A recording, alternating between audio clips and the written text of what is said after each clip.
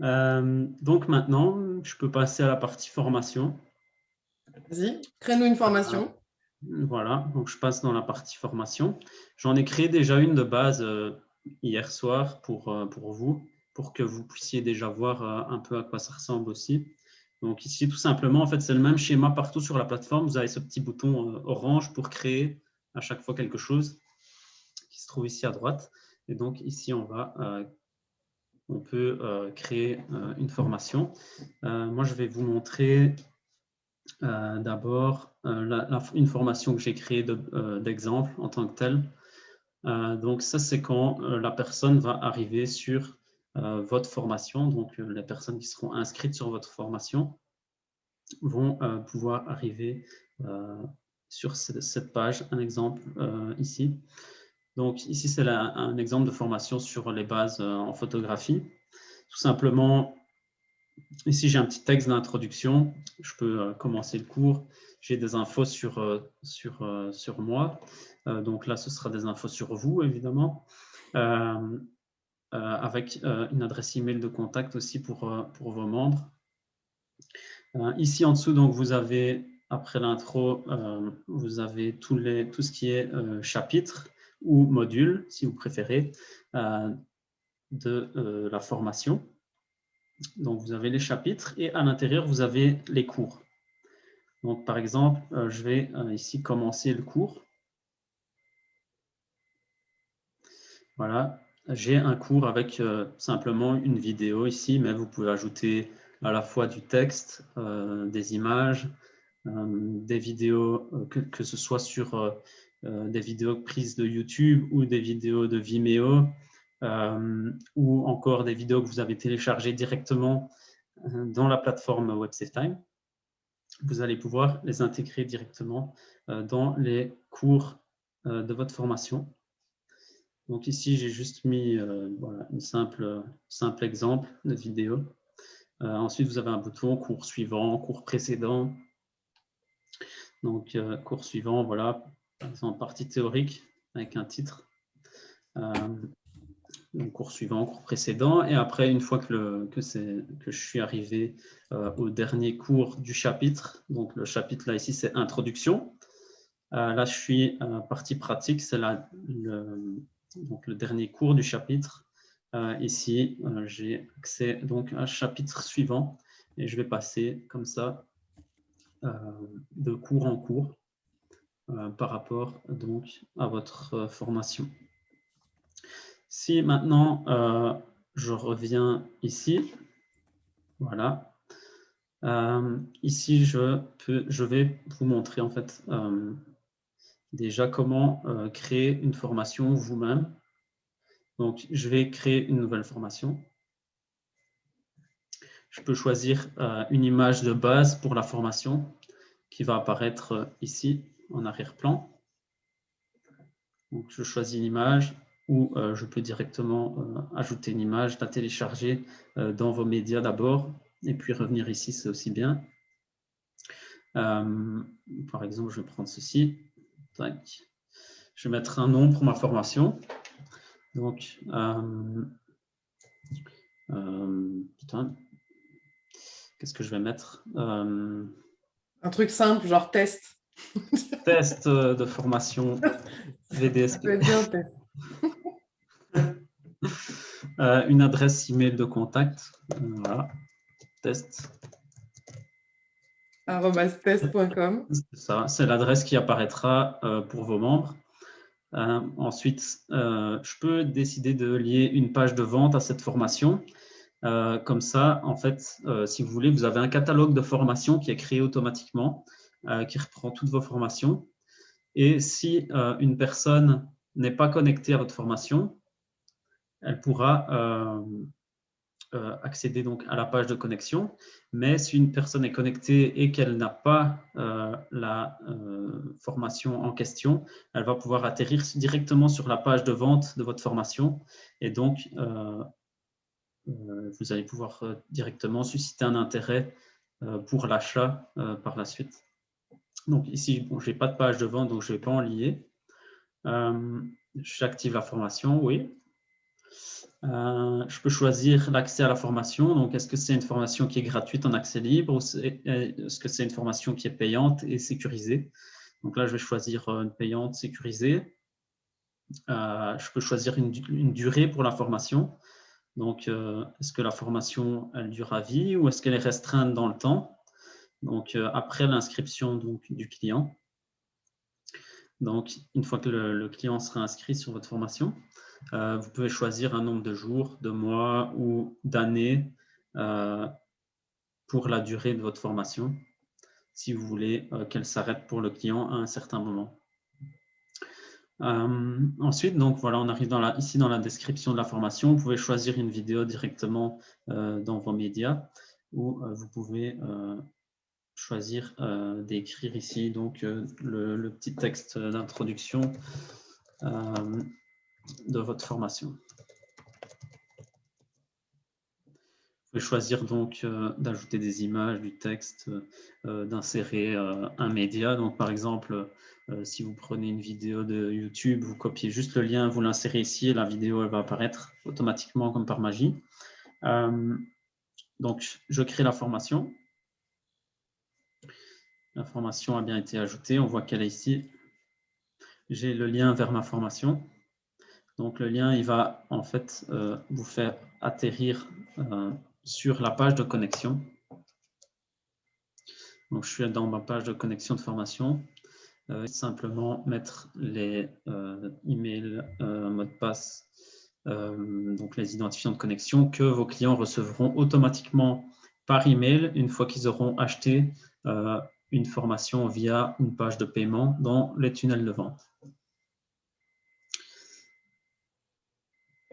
Donc, j'en étais ici, voilà. Ici, donc, on voit statut payant d'information, connexion information. On a aussi le catalogue de formation qui est ici. Donc, si je clique sur le catalogue, je vais voir que ma formation, elle apparaît.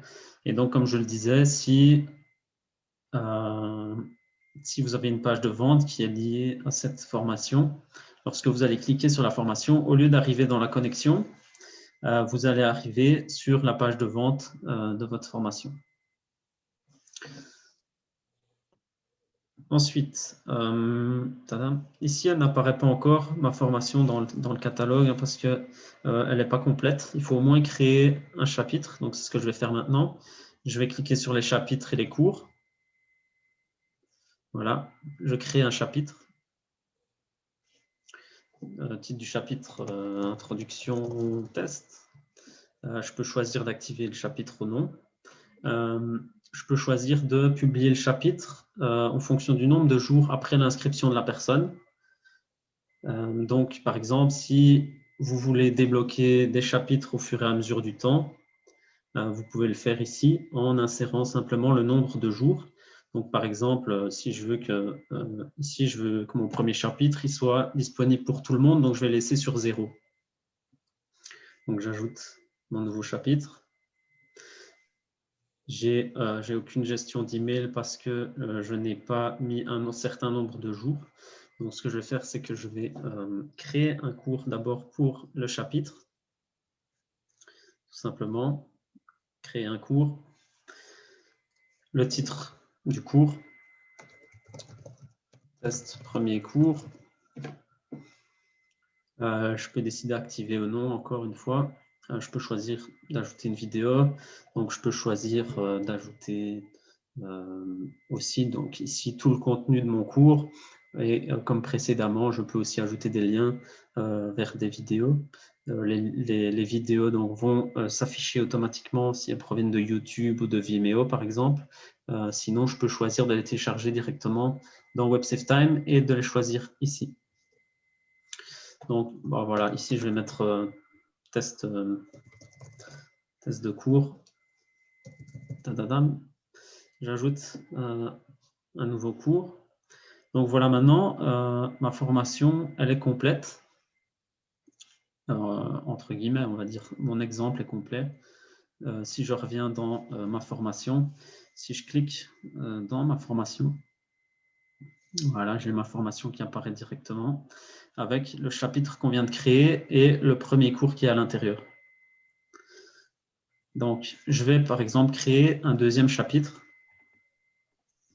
avec un certain nombre de jours après l'inscription. Donc, test chapitre 2. J'active le chapitre, nombre de jours après l'inscription. Par exemple, si je veux que le prochain chapitre pour le membre soit activé, par exemple, 1 mois après son inscription, je vais ajouter 30 jours. Donc, après 30 jours, il aura accès au chapitre. J'ajoute le nouveau chapitre. Et là, je vois que je peux en fait gérer des emails, des envois d'emails lors de publication des chapitres. Donc, je clique dessus. J'ai simplement objet d'email, contenu d'email. Donc, objet d'email, nouveau chapitre disponible, par exemple. Et j'ai un texte préconçu qui est directement inséré. Vous pouvez le modifier comme vous voulez dans le contenu de l'email. Donc ici, ça dit que le nouveau chapitre intitulé Test chapitre 2 est maintenant disponible dans votre espace de formation et vous pouvez vous connecter directement à la formation avec le lien qui est automatiquement ajouté vers la connexion à votre formation. Et donc ça, c'est utile si vous voulez que vos membres sachent que maintenant, ils ont accès au nouveau chapitre et comme ça, tout se fait automatiquement, vous n'avez rien à faire. Donc, c'est ça qui est aussi magique. Donc, j'ajoute le mail du chapitre. Et donc, maintenant, je dois créer au moins un cours aussi pour ce chapitre, pour qu'il soit actif. Donc, j'ajoute test cours,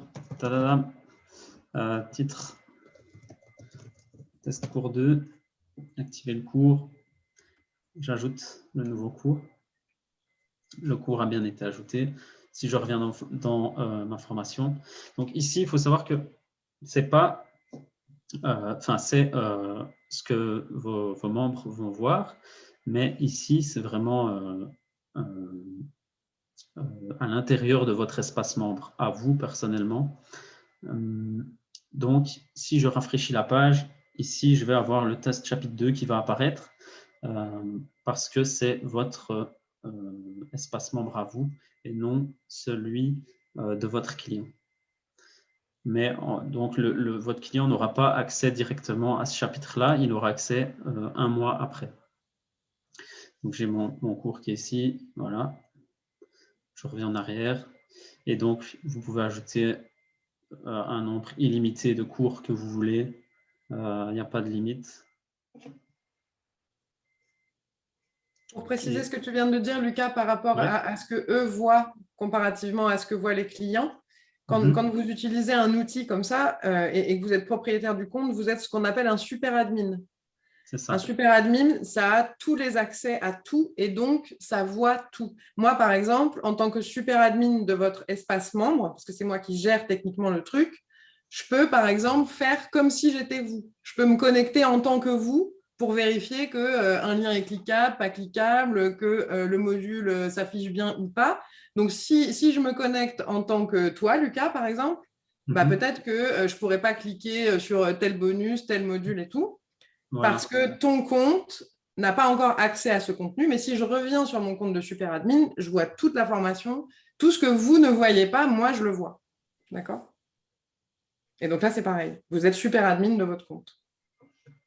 C'est ça, super ta précision. Eh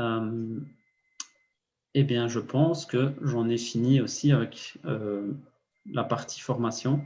Ok, alors tu veux le timing ou pas? D'abord, oui, je peux vous montrer aussi peut-être, vous avez aussi accès à vos membres ici. Vous pouvez modifier votre formation, la supprimer, voir la formation. Ici, on voit qu'elle est activée. Si je clique sur voir les membres de la formation, voilà, ici, je m'étais ajouté moi-même comme propre membre. Je peux voir les formations que le membre possède actuellement. Donc ici, on voit bien que j'en ai une. Je peux ajouter moi-même certaines formations pour les membres que je veux. Je peux aussi créer des nouveaux membres manuellement. Mais ici, le plus facile, donc, ce sera si vous avez une formation payante que vous vendez, tout simplement dans les tunnels de vente.